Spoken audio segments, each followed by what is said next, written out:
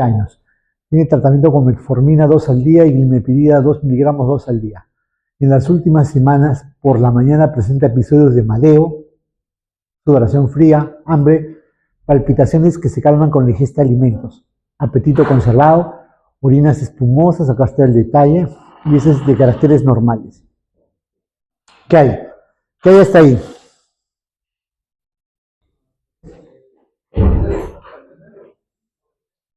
Está haciendo hipoglicemia. ¿Y qué hay en las orinas? Ya, entonces la pregunta es, ¿por qué hace la hipoglicemia? Porque está con metformina y glimepirida, pero además, ¿por qué? No está con insulina. No. ¿Qué le está pasando al riñón? Tiene una enfermedad renal crónica. La gesta 2, aborto 1, parto 1, tiene antecedente de macrosomía, hipertensión hace 5 años, con captopril 25 cada 8, dislipidemia hace 3 años, mamá falleció por infarto. ¿Ya? Hola. Presión 150-92, frecuencia cardíaca 74, respiratoria 21, cabeza tórax cardiovascular normal, abdomen globuloso, edema de miembros inferiores 2 cruces, hipoestesia distal y tiene edemas 2 cruces, pesa 94, mide 1,54, perímetro abdominal 97. Ya. ¿Qué hay al examen físico?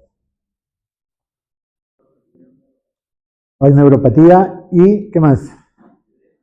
Edema.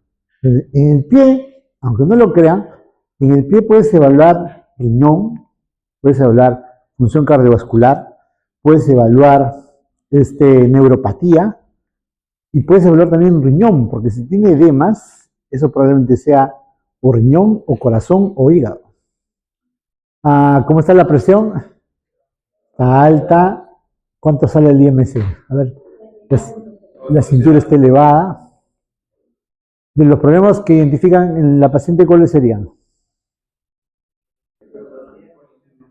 Tiene hipoglicemia, nefropatía, hipertensión, obesidad, hipoglicemia, diabetes, hipertensión, dislipidemia, enfermedad renal crónica, obesidad. ¿Qué exámenes vamos a solicitar? Glucosa, ¿qué más? Creatinina, ¿qué más? Urea, ¿qué más? Examen completo de orina. ¿Proteínas en dónde? Microalbuminuria. No, proteínas en 24 horas tiene el problema de la recolección. Más fácil es microalbuminuria en la mañana. Entonces vamos a pedir glucosa glicosilada, lípidos, microalbuminuria, creatinina, hemograma completo, urea, ácido úrico, electrolitos, hierro, saturación transferrina y una eco renal. Porque los pacientes que tienen enfermedad renal hacen hiperuricemia. Los resultados: hemoglobina glicosilada 6.4, glucosa 67, creatinina 1.62, ya. Calculen tasa de filtración glomerular. Colesterol 298, LDL 187, triglicéridos 274, microalbuminuria 687, lo normal es 20. La razón albumina creatinina es 486. ¿Cuánto sale la función renal? ¿Para qué quieres peso? ¿Quién ha dicho peso? Para la función renal solo necesitas edad y creatinina. Y la fórmula que se usa es la seca de EPI. ¿Qué edad tenía? 74.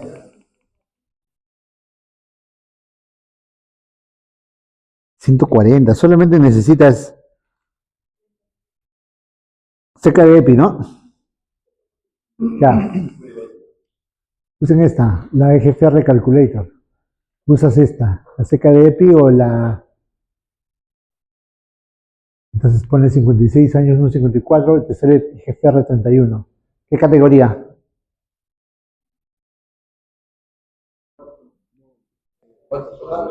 No.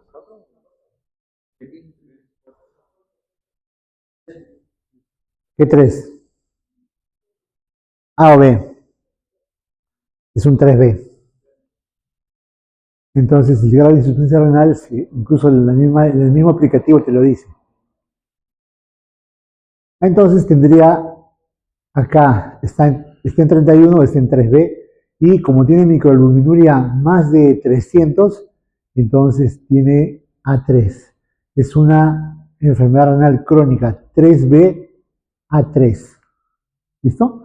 Fíjense que cuando está en el estadio rojo, por la microalbuminuria, su riesgo cardiovascular es muy alto. Cuando está en naranja es riesgo alto. Cuando está en amarillo, moderado, y en verde es riesgo bajo. Fíjense que conforme baja la tasa de filtración glomerular, el riesgo cardiovascular aumenta. Y conforme aumenta la microalbuminuria, también el riesgo cardiovascular aumenta. Tú puedes tener una tasa de filtración glomerular en 50, que es más o menos una enfermedad renal moderada, pero si tiene microalbuminuria más de 300, su riesgo cardiovascular es elevado. O sea, no solo importa la tasa de filtración glomerular, sino la microalbuminuria. Muy bien, la enfermedad renal crónica, su principal causa es la diabetes. Fíjense, en un seguimiento desde el año 2000 a 2009, siempre la diabetes ha sido la principal causa de enfermedad renal. Acá tienes diabetes siempre en la mitad de la enfermedad renal. ¿Listo? Entre las causas de enfermedad renal está diabetes, hipertensión, glomerulonefritis, y siempre hay a la cabeza, no solamente en Perú, sino a nivel mundial, la diabetes, ¿no? Ahora, un fenómeno que se ha visto que está asociado a la enfermedad renal crónica es la obesidad. Fíjense cómo se va incrementando la obesidad en diferentes países del mundo. Quizá México es el que mira cómo ha aumentado. Tailandia, China, todos los países han tenido un incremento de la prevalencia de obesidad. Igual, acá, cambios en el índice de masa corporal. Ahora, ¿cómo impacta el peso en las enfermedades?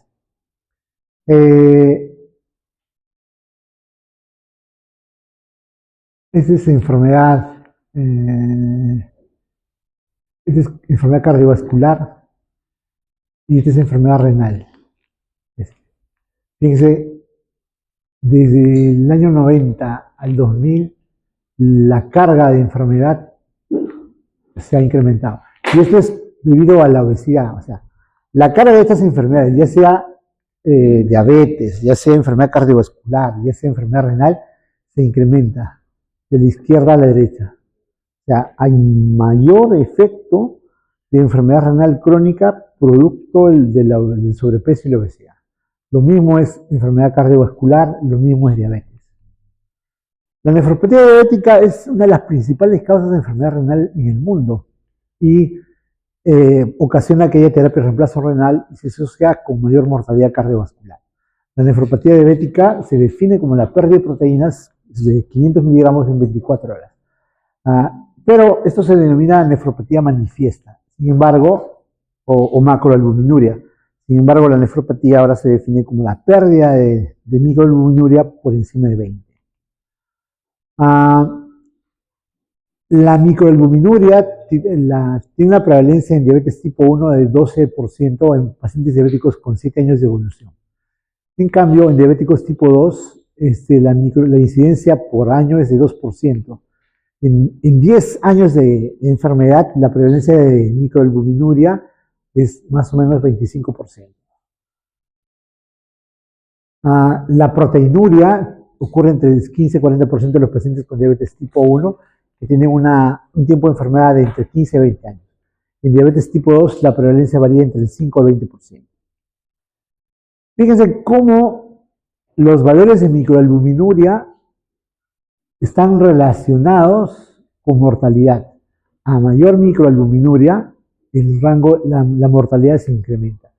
El rango es que se dispara más la microalbuminuria, es más de 30 y mucho más con 300.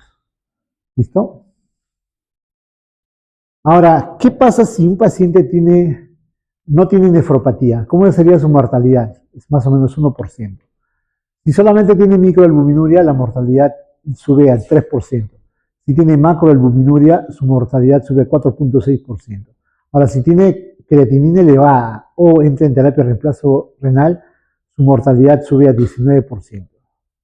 En pacientes con creatinina elevada sin terapia de reemplazo renal, la mortalidad llega a casi 20%. Hace 12 años, en 2013, hasta antes del 2013, el Seguro Integral de Salud no cubría terapia de reemplazo renal. Significa que si tú tenías una tía, abuela, vecina, amiga, que tenía enfermedad renal crónica y necesitaba diálisis, tenías dos chances. O te asegurabas, y tenías que asegurarte como sea, tenías que buscarte un amigo, un empresario, y tú le pagabas su seguro para que al tercer mes tenga seguro. Y siempre tenías que pagar, porque si no pagabas, el seguro te corta el seguro.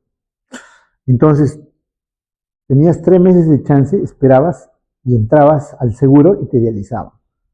Y solo tenías que pagar 200 soles, creo, el seguro mensual. Pero si no podías hacer eso, tenías que pagar las hospitalizaciones y acá te hemodializaban. Pero la hemodiálisis costaba 1000 soles por vez. Y más o menos se dializaba 3 veces por semana. La otra opción era hacer diálisis peritoneal ambulatoria. Entonces le poníamos un catéter, le ponían solución hipertónica, esperabas 3 horas y luego sacabas el líquido. Pero adivinen quién hacía ese procedimiento. El asistente, el residente, del R1 para abajo. Residente, R1, interno y externo. Entonces se turnaban. La diálisis duraba 2 días y los turnos se elegían. ¿Cuántos eran? Ya, digamos, eran 5. Entonces se turnaban. Hacían 40 horas, entre 5 y 8 horas. El R1 escogía primero. Luego escogía el interno, luego escogía el externo. Y tenías que quedarte con el paciente hasta que pase la diálisis. Pero el problema es que una vez que pasaba ese episodio, el paciente se compensaba, todo chévere, pero a los 10 días de nuevo se descompensaba y tenía que entrar de nuevo. Entonces, todas las camas estaban ocupadas por pacientes con enfermedad renal crónica. Y cada semana, aparte de tu guardia, te tocaba una diálisis peritoneal ambulatoria, que era otra guardia. Y dejabas todo porque tenías que estar al lado del paciente. No podías correr tu plan, no podías venir a la reunión de mediodía, nada, estabas condenado a estar pegado al paciente. Entonces, el año 2013, el MINSA dijo que en vista que muchos de esos pacientes solamente vivían entre 3 a 6 meses después de que debían entrar a diálisis, ya se morían. Entonces, la familia aguantaba 3, 4 meses, no aguantaba más. Y los pacientes terminaban falleciendo. La mortalidad era muy alta. Entonces a partir del 2013, el CIS empezó a hacer hemodiálisis gratis. Entonces, ahora ya, si hay un paciente con enfermedad renal crónica, va a Nefro lo evalúa y ya lo manda a hemodiálisis. Pero ese hemodiálisis cuesta 800 soles por turno. Son 3 turnos por semana, o sea, 2.400. O sea, en 4 turnos son cerca de 10.000 soles. 10.000 soles al mes, por paciente, por mes. 10.000 soles en un año serían como 10.000, como 12.000 soles por paciente por año. 120.000, ¿no? 120.000 por paciente por año. Y ahora cada vez hay más pacientes que entran en hemodiálisis. O sea, se quedan y el paciente puede estar entre 5 a 10 años en hemodiálisis.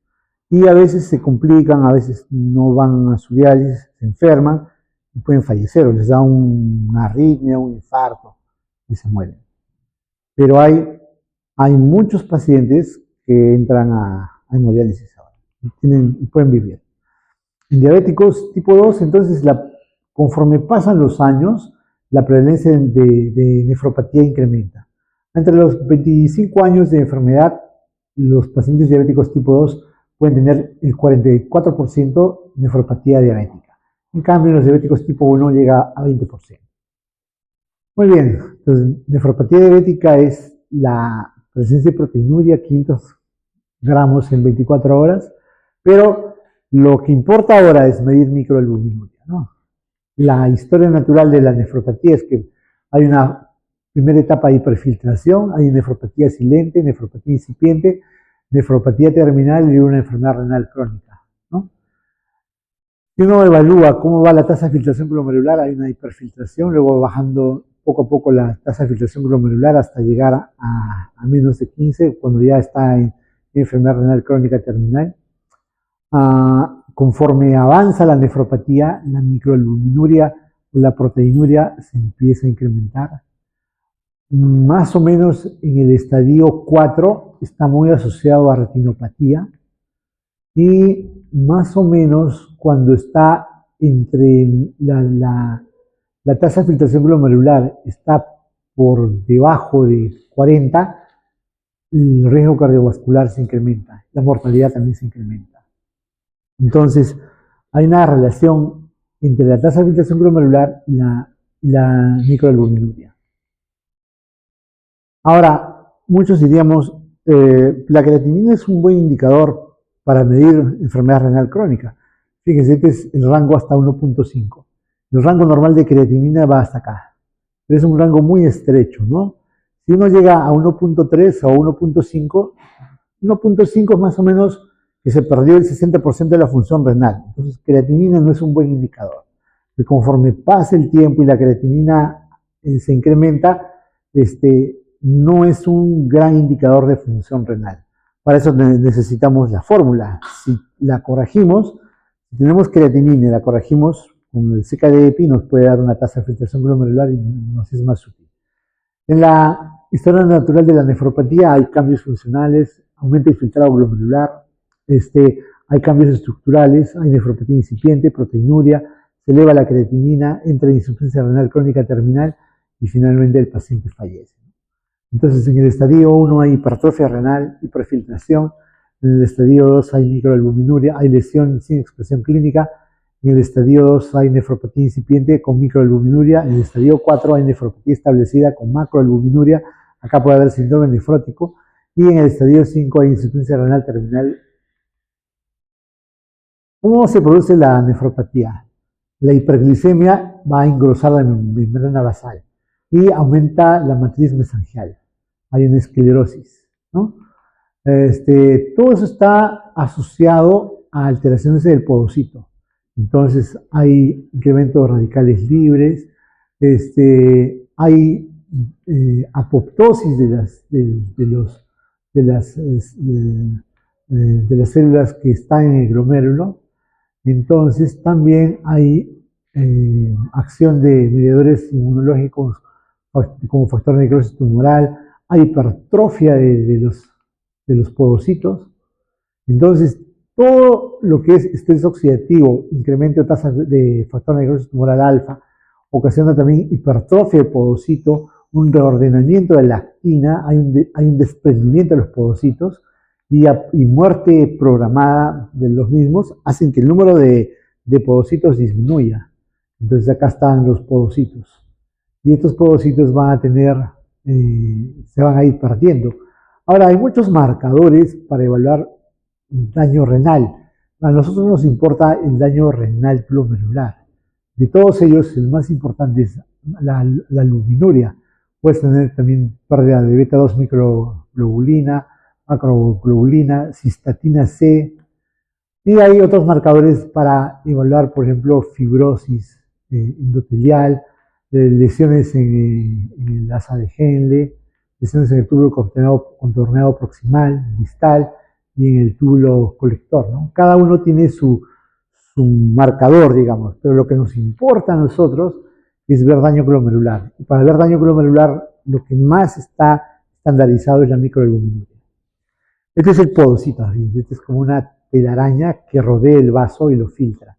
Pero lo que pasa es que rodea el vaso capilar y empieza a absorber, y empieza a retirar, por ejemplo, la urea y todos los detritos.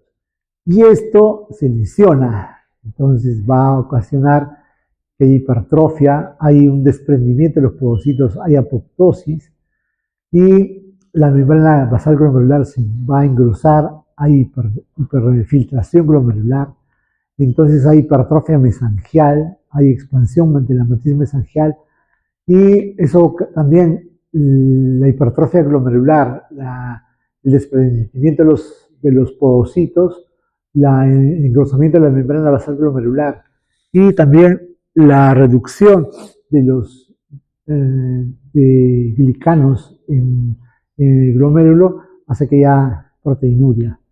También hay glomerulosclerosis, injuria tubulo intersticial, y eso a su vez va a ocasionar disminución de la tasa de filtración glomerular. Ese es el glomérulo normal, que es la membrana basal, la célula endotelial, la cápsula de Bowman, el podocito, y este es el paciente con diabetes. La membrana está engrosada, los podocitos están reducidos, la membrana basal está engrosada, hay hipertrofia mesangial, y en lo mismo se ve acá, ¿no? Hay mesangiolisis, y es típico de ver unos nódulos dentro del glomérulo, que se llama los nódulos de Kimmel-Stell-Wilson, ¿no? La glomerulosclerosis de Kimmel-Stell-Wilson. ¿Salud? Y acá se ve engrosamiento de la matriz de la membrana basal. Lo mismo, si uno ve acá el podocito, uno puede ver cómo los podocitos hasta acá tienen la membrana basal engrosada y los podocitos se van separando. Esta unión se parte, hay una disrupción de la unión de los podocitos. Hay apoptosis de los podocitos empiezan a morir, y hay desprendimiento de los podocitos, y hay hipertrofia de podocitos. Y todo eso provoca microalbuminuria. Entonces, en la diabetes hay una podocitopatía que participa en la proteinuria y eso ocasiona progresión a la nefropatía diabética. Hay evidencias que hay componentes asociados como por ejemplo el sistema RAS, la prorenina, la enzima convertidora de angiotensina, la angiotensina 1, 2, se activa el sistema renina-angiotensina, el estrés oxidativo, y hay unos mediadores de inflamación a través del factor kappa beta. El factor nuclear kappa beta activa varias citoquinas, principalmente la familia del factor de necrosis tumoral, que es un blanco terapéutico para nefropatía diabética actualmente. Entonces, la proteinuria y la activación del sistema renina-angiotensina son los principales mediadores para que haya compromiso del túbulo y del intersticio, y por ende son blancos terapéuticos para el manejo de la nefropatía diabética. Entonces yo podría dar inhibidores SECA o ARA2. Entonces en la nefropatía diabética está asociado a otras complicaciones: anemia, desbalance electrolítico, desórdenes minerales metabólicos, por ejemplo puede haber hiperparatiroidismo, hay toxinas urémicas, hay malnutrición, inflamación, se activa el eje renina-angiotensina-aldosterona, disminuye la tasa de filtración glomerular, y eso tiene mayor compromiso cardiovascular, ¿no? Hay mayor resistencia vascular, hipertrofia del ventrículo izquierdo, remodelación del ventrículo izquierdo, disfunción endotelial, disminución en los reflejos del vasoreceptor, y la nefroesclerosis va a provocar retención de sodio, incremento del volumen plasmático, calcificación arterial, aumento de la actividad del eje renina-angiotensina-aldosterona, y ese daño endotelial va a provocar también daño cardiovascular, ¿no? ¿Cuáles son los factores de riesgo para nefropatía? Edad mayor de 60 años, historia familiar de enfermedad renal, una masa renal disminuida, bajo peso al nacer, la raza afroamericana, y para que inicie la nefropatía, diabetes, hipertensión arterial, litiasis renal, anomalías de la vía urinaria, uso de agentes nefrotóxicos, por ejemplo, amikacina, por ejemplo, AINES, por ejemplo, antibióticos nefrotóxicos como vancomicina, meropenem, todo lo que tenga que ver con diclofenaco, todo lo que usan los técnicos, pues, ¿no? Tienes un dolor de cabeza, te dan ibuprofeno, eh, te dan toda serie de AINES. Para evaluar estos factores de riesgo, necesitamos evaluar la creatinina y calcular la tasa de filtrado glomerular. Y también necesitamos la orina para determinar el cociente albúmina-creatinina.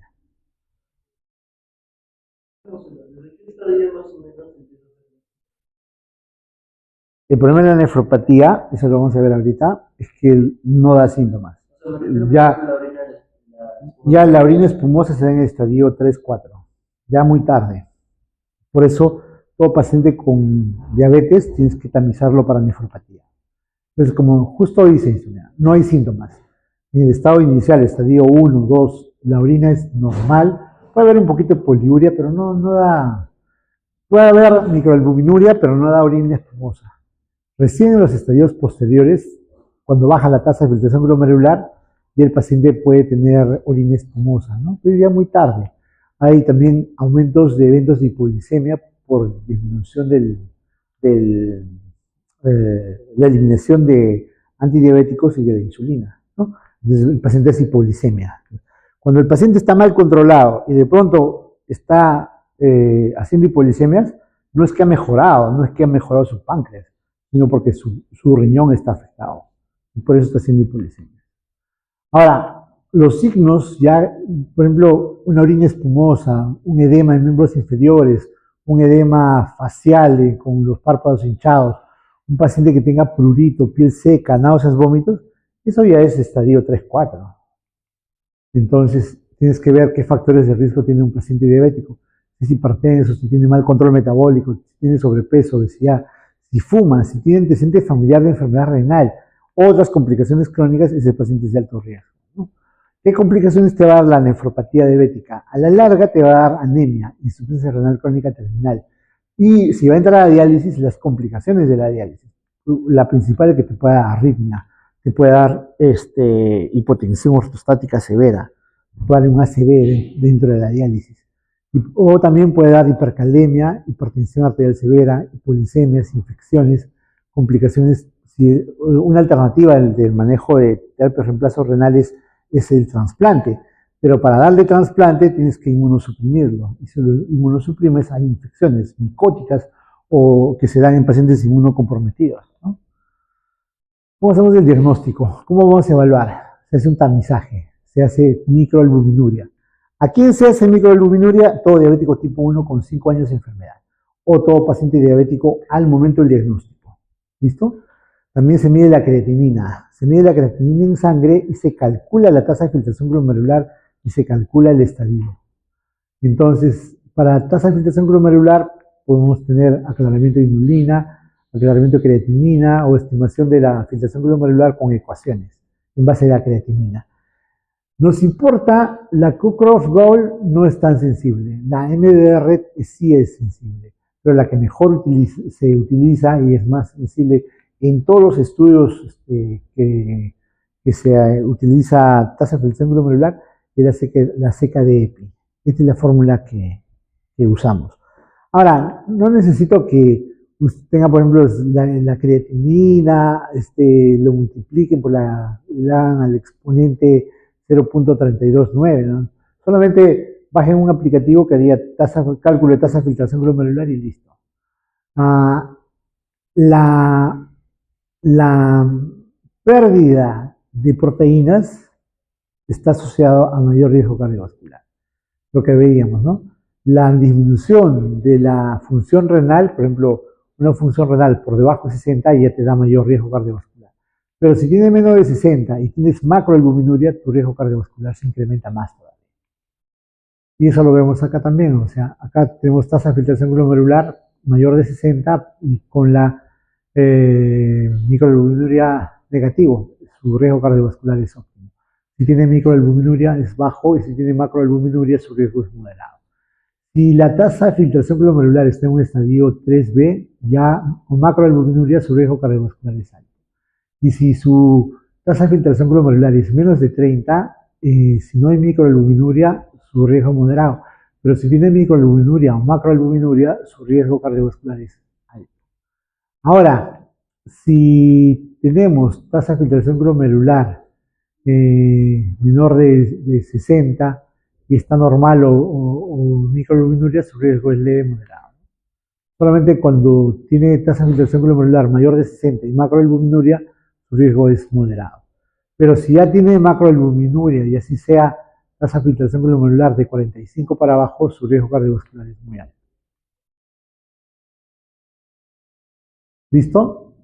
¿Qué recomendaciones puede tener un paciente para que tiene nefropatía diabética? En primer lugar, tenemos que reducir la progresión de la nefropatía controlando la glucosa. ¿A cuánto tenemos que controlar la glucosa? Menos de 130. Glicosilada menos de 7. Luego tenemos que controlar la presión arterial. ¿Cuánto es la meta de presión arterial?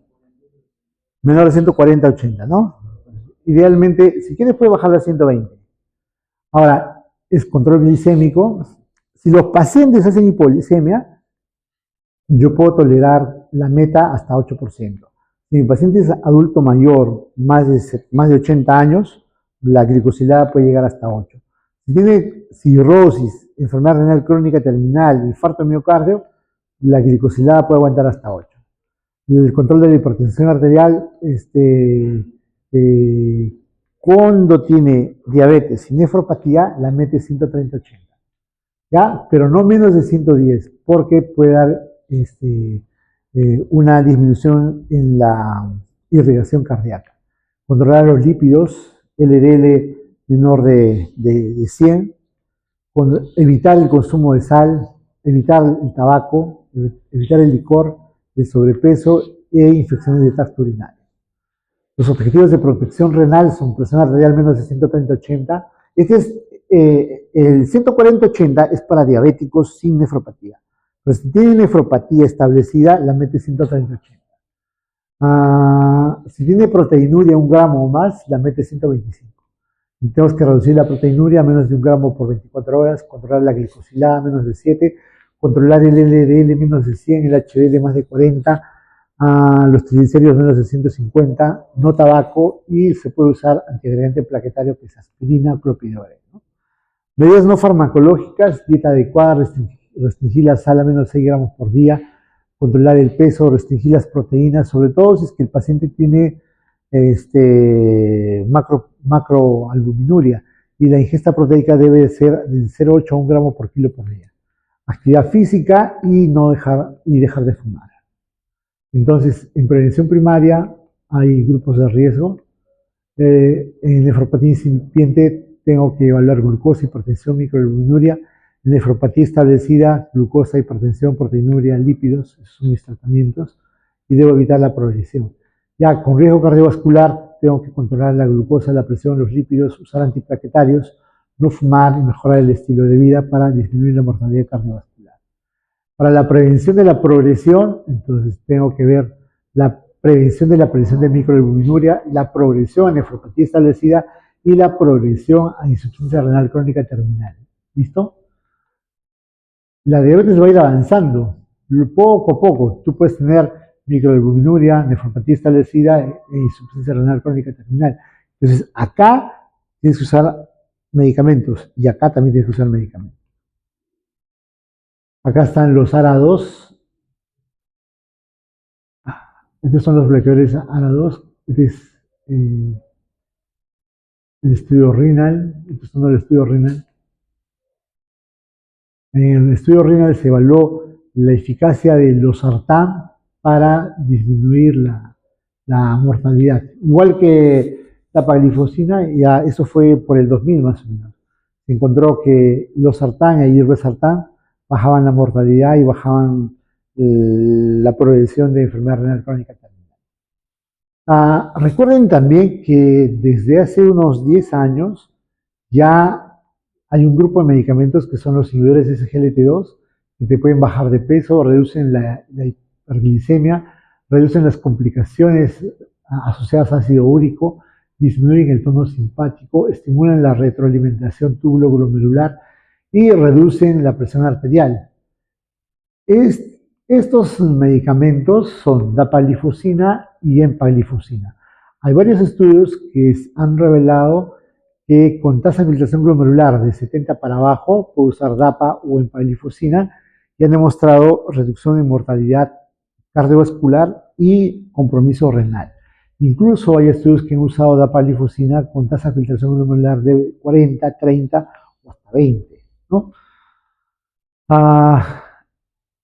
Esto ya lo han expuesto ustedes. Este es el estudio del DAPA, en el cual el estudio de dapaglifosina muestra que usar dapaglifosina reduce los componentes del endpoint primario para nefropatía, ¿no?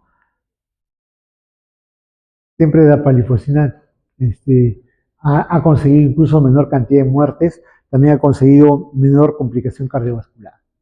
Empaglifosina, este es el estudio EMPAREC, que también hace un seguimiento de 2.5 años y demuestra que usando empaglifosina la progresión de enfermedad renal crónica es más o menos detenida y es de beneficio en pacientes con diabetes, enfermedad renal o enfermedad cardiovascular. ¿Listo? Entonces, nefropatía diabética es una complicación frecuente, más o menos entre el 20 y 40%. Hay que chequear, por eso, urea, creatinina, microalbuminuria, y hay que tener metas de tratamiento que ya les hemos planteado. Ahora vemos una complicación muy frecuente que es el pie diabético. Pie diabético, este es un paciente, fíjense, de 62 años, con diabetes tipo 2 hace 17 años, que presenta esta lesión. Y le dijeron que era una lesión que empezó con una ampolla, luego el paciente le dijeron que se ponga unos emplastos de llantén, se puso los emplastos de llantén, al final terminó así. Felizmente vino a tiempo y logramos solo evitar que avance el daño, solo llegó a unos tendones, no llegó a hueso, porque si llegaba a hueso ya era para amputación. Pie diabético es la primera causa de amputación no traumática en el mundo. Más o menos el 15% de los pacientes diabéticos van a tener una úlcera en su vida. Más de cerca de la mitad puede conducir a una amputación y los que pierden un dedo o un pie, el 50% de ellos van a tener otra amputación dentro de los 3 a 5 años. Más o menos para el 2013 se estimaba 380 millones de personas con diabetes y que era el 8% de la población y alrededor del 80% de estas vivían en países en desarrollo y para el 2030 se estima que va a haber 550 millones de pacientes con diabetes, que es el 9% de la población. Las úlceras es una importante complicación, tiene una incidencia anual de 2%, la incidencia por vida va entre el 15 al 25%, y los datos importantes que cada 20 segundos, mientras estamos viendo este slide, alguien está perdiendo una pierna en el mundo. El 70% de esas amputaciones son personas con diabetes y los problemas de pie diabético son una de las principales causas de hospitalización en pacientes con diabetes y más o menos representa el 40% de los recursos en salud en países en desarrollo de pie diabético. Y es sencillo, si ustedes han estado en pabellones, ¿no es cierto? Un paciente con infección urinaria o con una celulitis está hospitalizado entre 5 a 8 días. Máximo una semana, luego se va a su casa. Pero un paciente con pie diabético puede estar entre 20 a 30 días. Es mayor su complicación. El tratamiento es un reto porque es multifactorial, hay que colocar antibióticos, hay que controlar la glucosa, hay que realizar curaciones y si es que lo curamos, hay riesgo de recurrencia, que es más o menos de 30 a 50% en un año. Por lo tanto, prevenir una úlcera es importante y a nivel mundial es una prioridad. Hace 10 años, un grupo de médicos en la Asociación de Diabetes del Perú hicimos un proyecto para educar a nivel nacional sobre el pie diabético y nos dieron financiamiento. $200.000. Estuvimos viajando 3 años y entrenamos.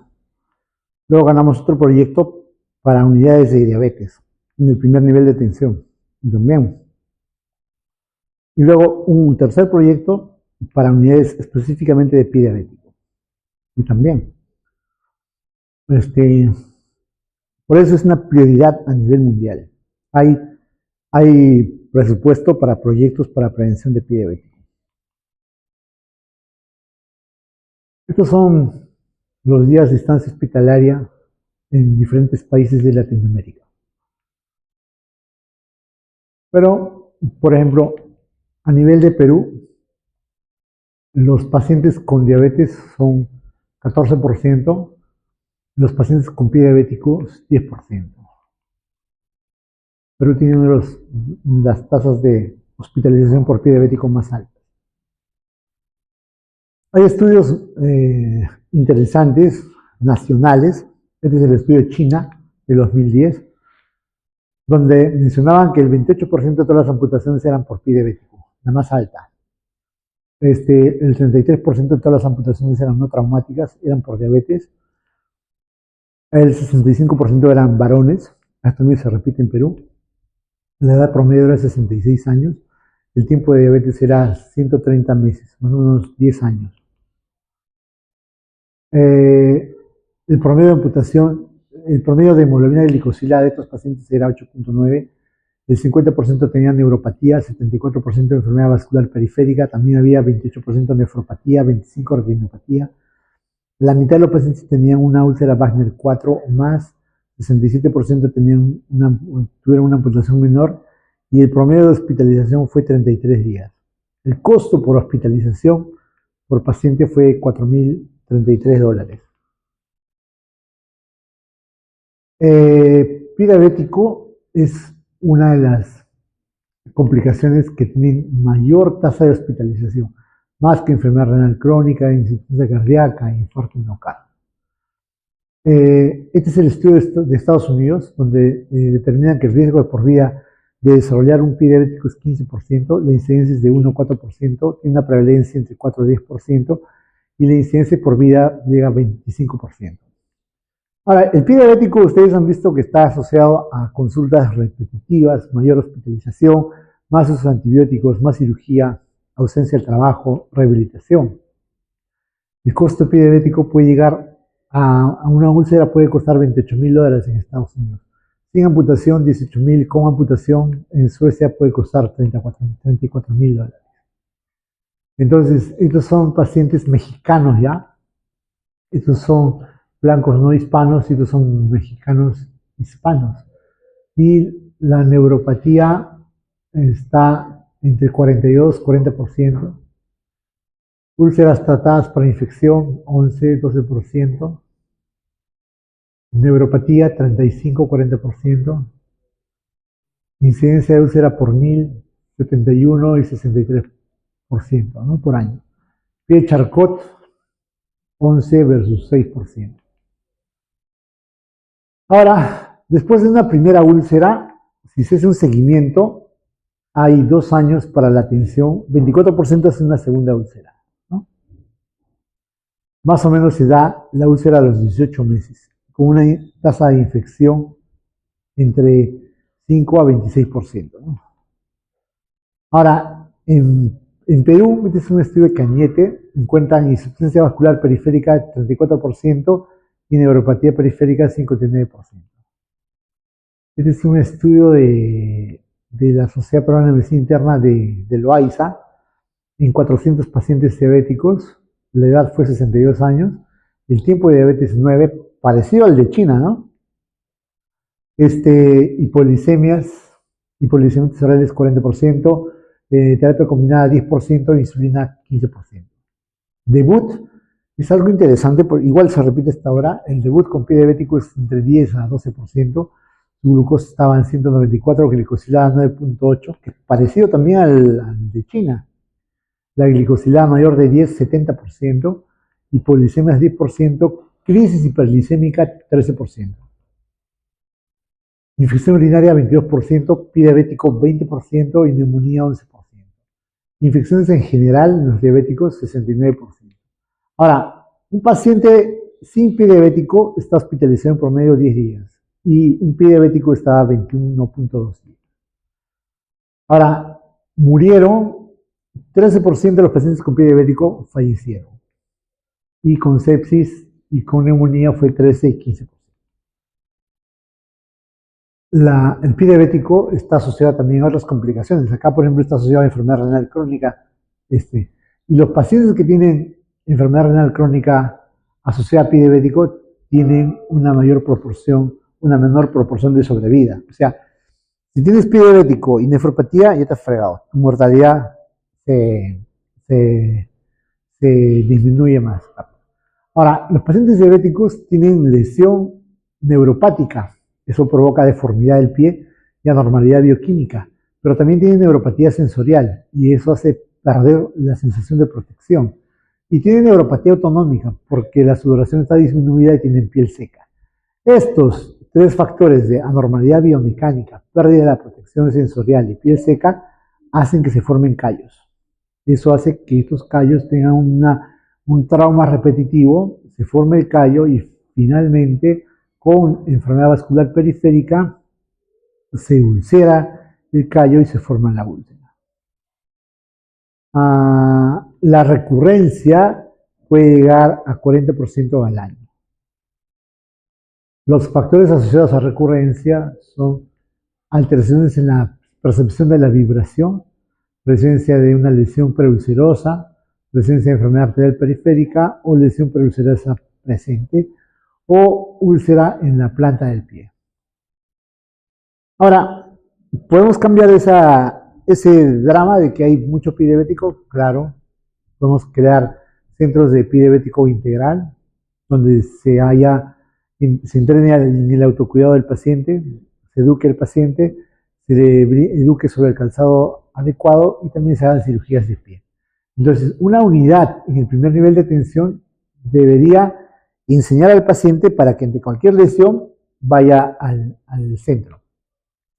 Una unidad de pie diabético debería determinar si esta es una úlcera, si está infectada y si hay pérdida de sensibilidad. Y si es que detecta que tiene enfermedad vascular o si es que detecta que el paciente está en sepsis, ese paciente tiene que ser referido a un hospital para un manejo multidisciplinario. Entonces, sí es factible. Nosotros hemos creado centros de atención primaria que vean pie diabético. Ahora, para el pie diabético es importante que haya la inspección del pie, ya sea de forma directa o usando un espejo. También que los pacientes se corten las uñas de forma recta, que usen medias adecuadas, claras, que el calzado sea punta redonda, horma alta y ancha. Que usemos bien el monofilamento, que usemos bien el diapasón, ¿no? Que apuntemos en el primero, tercero y quinto metatarsiano, en el dorso del primer dedo, que el diapasón vibre en el dorso de la primera falange. Y es sencillo. ¿Conocen a estos muchachos, no? Mira, están haciendo su evaluación de monofilamento y acá está usando el diapasón. ¿Ya? ¿Están despiertos o no? Entonces tenemos que buscar úlceras en zonas de presión. Podemos usar un aparato que se llama biotensiómetro y le ponemos corriente eléctrica y ver en qué momento el paciente percibe el dolor. Podemos usar barras de metal con temperatura caliente o fría, entre 3 y 10 grados o más de 30 grados. Podemos evaluar el reflejo aquiliano. Debemos evaluar si hay, ver la temperatura del paciente, evaluar si hay claudicación intermitente y evaluar el pulso medio y tibial posterior. Podemos evaluar con un tensiómetro la presión en el pie y luego la presión en el brazo. Y nos sale el índice tobillo-brazo, evaluamos el nivel de tobillo, la presión arterial. Y si un paciente tiene enfermedad vascular periférica severa, su riesgo de amputación sube hasta 50 veces. Si tiene enfermedad vascular moderada, su riesgo sube a 12. y si es leve, su riesgo sube a 5. O sea, si tiene pulso disminuido o ausente, ya está pedido ese pie. Ahora, si tenemos una úlcera, tenemos que evaluar la sensibilidad, la motilidad y si tiene piel seca, ¿no? Si hay disautonomía. Entonces tenemos que buscar dedos en garra, ahí, dedos superpuestos y tenemos que buscar juanetes. Es lo que tenemos que ver. También tenemos que ver si hay historia de úlceras. Acá, si hay historia de amputación. ¿Cuántos dedos ven acá? 4, entonces hay una amputación, ¿no es cierto? O tenemos que ver si el paciente tiene deformidades en la planta. ¿Cómo se llama este pie? Es un pie de Charcot, ¿no es cierto? Y luego, si yo tengo úlcera, tengo que usar esta escala, la escala Wagner. La escala Wagner en el grado 1 es si la lesión es superficial, 2 si la lesión llega a tendón o músculo, 3 si llega a hueso, 4 si es que hay una gangrena local y 5 gangrena generalizada. Ahora también puedo usar la escala de Texas, ¿no? La profundidad es la misma, 1 es superficial, 2 tendón, músculo y 3 es hueso. A es sin infección, B es infectado, C es isquémico y D es isquémico más infectado. Entonces, si tengo una lesión Wagner 3D, ¿qué es? ¿A dónde llega? Texas 3D, llega a hueso. ¿Y es isquémico o infeccioso? Los dos. No se olviden de esto. Entonces, si yo tengo un Texas, por ejemplo, 3C, sería una lesión que llega a hueso y es infecciosa o isquémica. Isquémica, ¿ya? La lesión isquémica es cuando está gangrenado o hay el pulso, el dedo está marmóreo. Vamos a ver ahorita ejemplos de eso. Otra escala que deben saber es la escala ITSA. Y cuando, por ejemplo, tienes un grado 2, la lesión es más de 2 centímetros.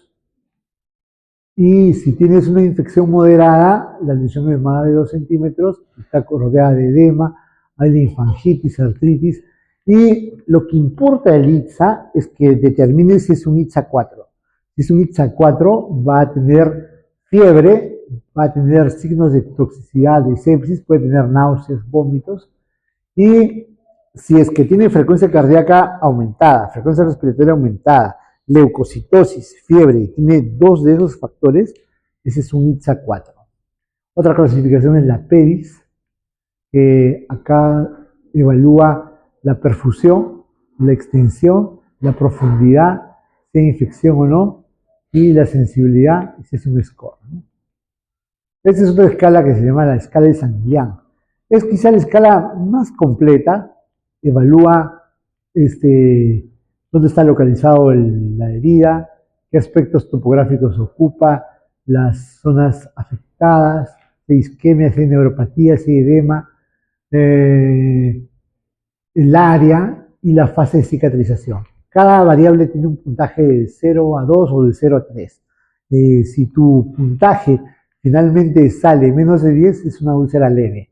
No pasa nada, es una úlcera leve que la puedo tratar en el primer nivel de tensión. Si está entre 11 y 29, es una úlcera moderada, tiene amenaza de una parte del pie de amputación. Ahora, lo podría manejar en el primer nivel, en su serum, por ejemplo, si es que he tenido experiencia en el manejo de estas úlceras. Pero si tengo un Sanguilian mayor de 21, ese es un paciente que tiene ya un pobre pronóstico de la úlcera. Entonces yo lo que les recomiendo es que lo refieran. Si tienes una úlcera, tienes que curar, debridar hasta la base de la herida. Y acá está lo que les decía, ¿no? Si un paciente está infectado, si tiene temperatura de fiebre mayor de 38, menos de 36, si tiene una frecuencia cardíaca mayor de 90, la presión de CO2 menor de 32, o tiene leucocitos mayor de 12.000, menor de 4.000, tiene 2 de estos, es un ITSA 4. Por lo tanto, ese paciente tiene sepsis y tiene que ser transferido urgentemente, ¿no? Si tengo mi herida, tengo que hacer cultivos. Si es una herida superficial de la base de la herida, Si tengo úlceras profundas, tengo que sacar tejido cerca del hueso, el músculo o el tendón. Si tengo radiografía, tengo que evaluar si es que hay radiolucencias buscando osteomielitis. ¿Ah? Si hay zonas en sacabocado, significa que esa úlcera está ha llegado al hueso. Entonces, este hueso, yo tengo dos alternativas.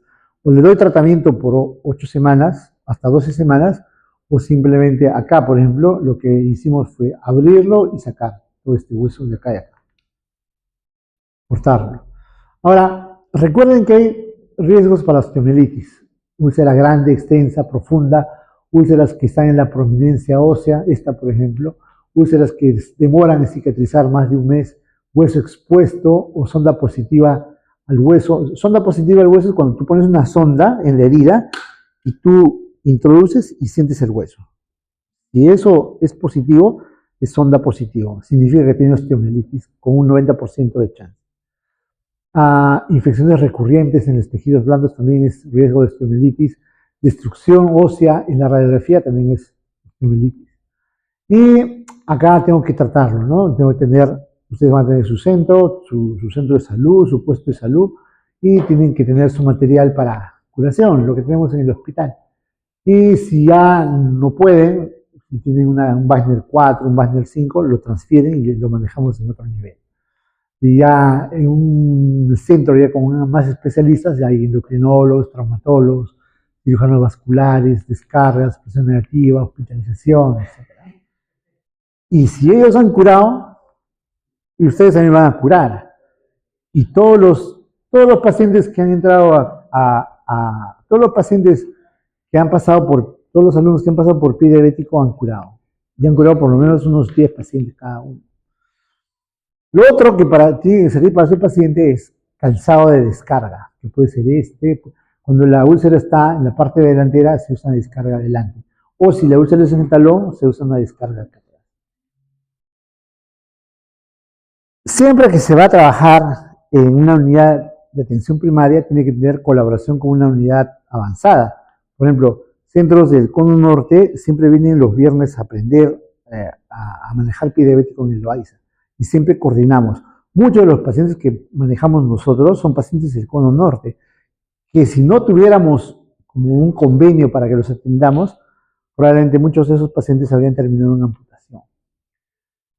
Ahora, las intervenciones que pueden hacer es hacer prevención secundaria, diagnósticos tempranos, intervenir prontamente, reducir la gravedad de la úlcera y limitar el daño. Ahora, si tengo una úlcera leve, tengo que saber qué antibiótico voy a usar. El tratamiento será 1 a 4 semanas. Debo cubrir cocos aerobios gram positivos, estafilococo resistentes a meticilina, que llega hasta 50%. Y si tengo una úlcera moderada, tengo un tratamiento oral o parenteral 1 a 3 semanas. Acá necesito cubrir cocos gram positivos aerobios, anaerobios, y el tratamiento será debridar, hueso infectado o amputación menor. Y en este caso, que tengo una úlcera leve, ¿qué cobertura antibiótica sugieren? Bioral, es bioral. ¿Qué le van a dar? ¿Solo amoxicilina? Amoxiclavulánico, ¿no es cierto? O si tiene alergia a la amoxicilina, a la penicilina, en un banco te vas a sentar. Banco es ya cuando es severo. Clindamicina. Siempre el alérgico a la ceftriaxona debes darle clindamicina. ¿Listo? Igual, en una úlcera moderada también podría usar amoxiclavulánico o podría usar la combinación acá debo cubrir anaerobios. Amoxiclavulánico no te cubre anaerobios.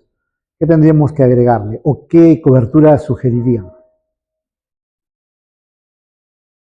Clindamicina cubre gram positivos y anaerobios. Ya, una opción sería clinda. ¿Más? No, bioral. Bioral.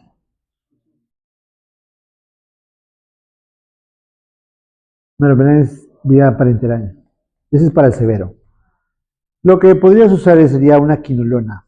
Podría ser ciprofloxacina de 500 cada 12 más clinda 300 cada 8 o levo de 500 cada 24 horas. ¿Listo? Pero si es una úlcera moderada, ya tiene que tener cobertura para gram positivos, gram negativos y anerobios. Y si un paciente ya está hospitalizado, ya tengo que tener cobertura de amplio espectro. Acá sí podría usar ceftriaxona, 2 gramos cada 24. Y si mi paciente ya está séptico, con secreción purulenta, tiene un ITSA 4, ya debería usar coberturas más amplias, ¿no? Vancomicina, meropenem es una buena opción. Si tengo, por ejemplo, fíjense, los gérmenes encontrados son E. coli y Pseudomonas aeruginosa, Proteus, Enterobacter, Klebsiella. En los gram positivos está Staphylococcus aureus, Enterococo y Staphylococcus coagulasa negativo. Esta es la flora de Loaiza, un estudio de hace cerca de 10 años. No sabemos nuestra flora actualmente, eso puede haber cambiado. Pero si tienes, acá son gram negativos, ¿sí o no? Y acá gram positivos. Entonces una buena cobertura sería vancomero.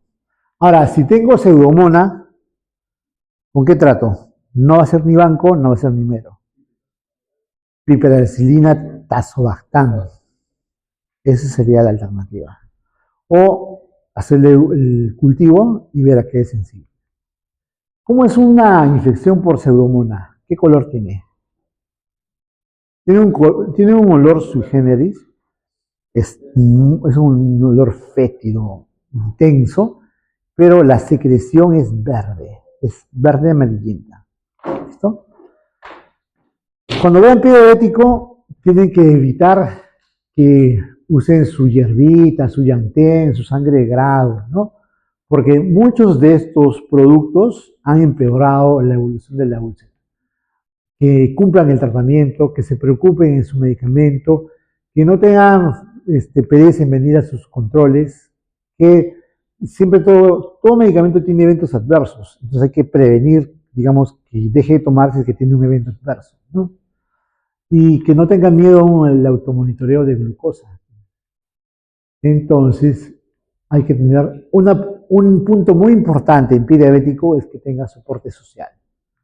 Soporte social es cualquier persona que le ayude a la paciente o al paciente a su atención médica. Y el otro punto es evaluar si hay pobreza. Si no tiene recursos, hay que brindarle todas las mayores facilidades para que podamos curarlo, ¿no? Hay otras barreras, por ejemplo, si los pacientes tienen conocimientos o habilidades para usar el glucómetro, si tienen comorbilidades, por ejemplo, si un paciente con pie diabético y tiene retinopatía, imposible que se cure, ¿no? Pacientes mayores de 80 años son muy delicados, dependientes.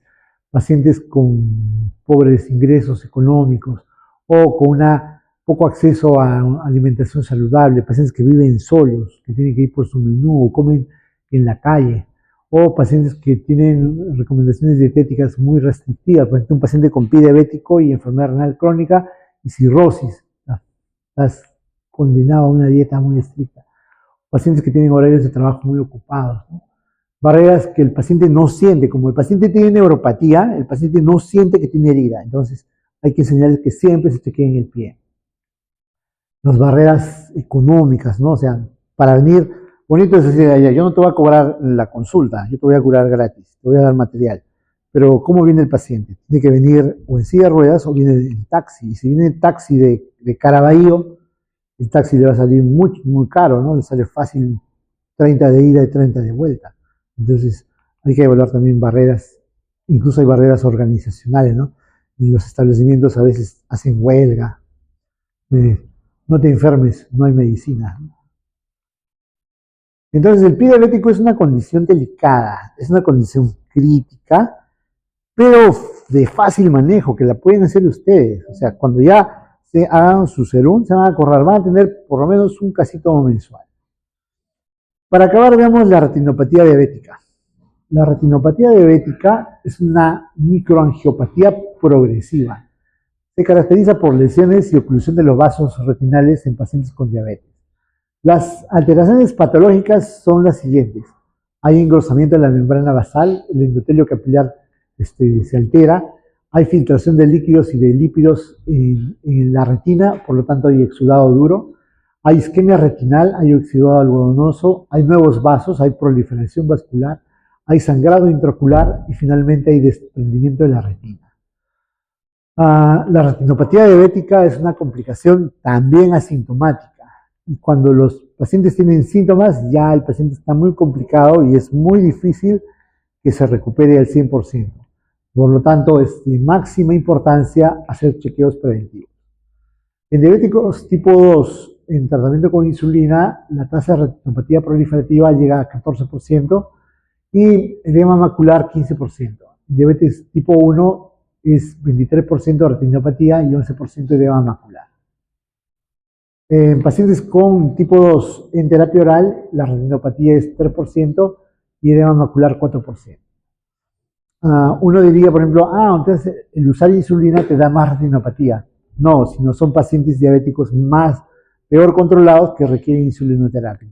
Mientras la diabetes esté peor controlada y requiere insulina, está más asociada a retinopatía y edema macular. La retinopatía puede aumentar la morbilidad, la mortalidad, porque la pérdida de la visión está asociada a más caídas, más fracturas de cadera, y la mortalidad se dispara 4 veces más, y hay muerte más temprana. La retinopatía se puede clasificar en edema macular, retinopatía no proliferativa, y hay un cierre capilar retiniano. Entonces, el edema macular es hay fugas vasculares difusas, focales en la mácula. La retinopatía puede ser no proliferativa o proliferativa. La no proliferativa tiene microaneurismas, hemorragias intrarretinianas, tortuosidad vascular, malformación vascular, y la proliferativa tiene crecimiento anormal de los vasos, vasos. El cierre capilar de la retina se evalúa con una angiofluoresceína, una radiografía. Es una complicación que te puede provocar ceguera.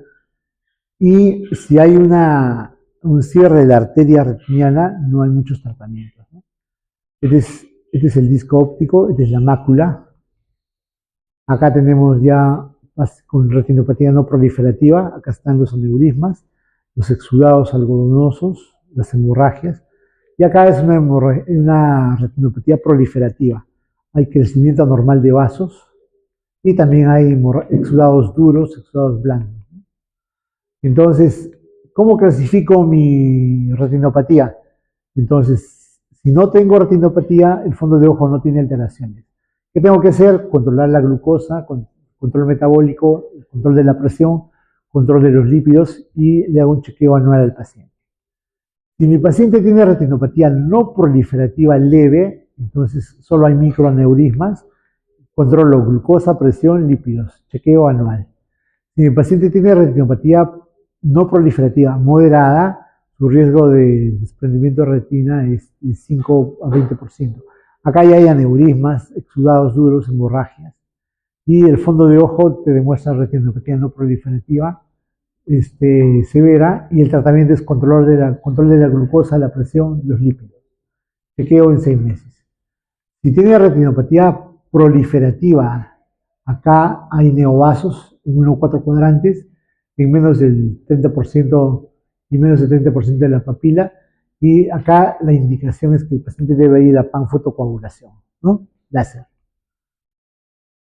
Si tiene retinopatía proliferativa con presencia de neovasos en más de 1/3 de la papila, con hemorragia preretinal o hemorragia vítrea, ese paciente tiene que ser derivado de urgencia a una panfotocoagulación y a una vitrectomía. Entonces acá hay sangrado dentro del humor vítreo, ¿no?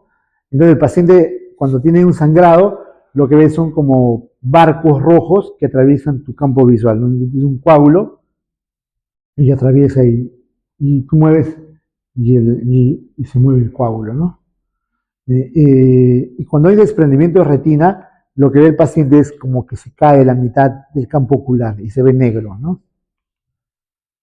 Factores de riesgo para prevención de enfermedad renal o enfermedad retiniana es mayor riesgo de diabetes. Más de 5 años de enfermedad te da riesgo para retinopatía. Glicosiliada más de 7, presión arterial mayor de 130/80, LDL mayor de 100, anemia, embarazo, sobre todo en diabetes tipo 1, proteinuria con tasa de filtración glomerular menor de 60 y retinopatía severa. Entonces, la canción se repite, ¿se dan cuenta? Si quiero manejar la neuropatía, si quiero manejar la retinopatía, la nefropatía, tengo que manejar glicosilada, presión LDL y nefropatía, ¿no? Entonces, ¿qué tengo que hacer? ¿Qué recomendaciones dar? Si un paciente tiene diabetes tipo 2, tiene que tener un chequeo al diagnóstico. O sea, si tiene diabetes tipo 2, un fondo de hoja, es lo que necesita. Y para hacer, tengo que usar tamizajes. El mismo paciente puede hacerlo y ahora hay cámaras de retina, ¿no? Entonces, por ejemplo, hay un proyecto en Perú donde han comprado 3 cámaras de retina. Esta cámara de retina vale $50.000. ¿Ya? Entonces, lo único que tienes que aprender a hacer es tomar la foto. Es como tomar una foto. Viene el paciente, se sienta, el paciente dilatas un poquito la pupila, tomas la foto y esa foto digital tú la puedes mandar a un oftalmólogo. Y el oftalmólogo va a revisar, ya está bien, está bien, está bien. Y solo dice, este paciente hay que reevaluarlo. Entonces, de 100 pacientes que toman foto, pueden encontrar a 5 que tienen posible retinopatía. Y lo vuelven a citar y esos pacientes si tienen una retinopatía severa, entonces pueden ir a panfotocoagulación. Y aparte, a los diabéticos les dan tratamiento para su diabetes, para la presión y para los lípidos. Lo que se tiene que evaluar también es que tenemos que tener un control de la glucosa y un control de la presión arterial. O sea, siempre tenemos que controlar glucosa, presión. Entonces, concluyendo, dentro de las complicaciones de la diabetes tenemos neuropatía, nefropatía, retinopatía y prediabético. Estas son principalmente causantes de la mayor amputación de miembros inferiores en el mundo. Es la primera causa de diálisis en el mundo y la primera causa de ceguera en el mundo. Entonces, tenemos que estar listos para manejar estas potenciales complicaciones y no perdamos más riñones, más pies, más ojos, ¿no? Les recomiendo que entren en esta página, se llama IDF School of Diabetes. Hay estos cursos, hay introducción a la diabetes, el manejo de la glucosa, el manejo de la insulina, diabetes y corazón, cuáles son los blancos de tratamiento para la diabetes, monitoreo continuo de glucosa, neuropatía y nefropatía. Entonces, son cursos gratuitos, lo único que tienen que hacer es registrarse con su correo electrónico. Y listo. Muy bien, muchas gracias.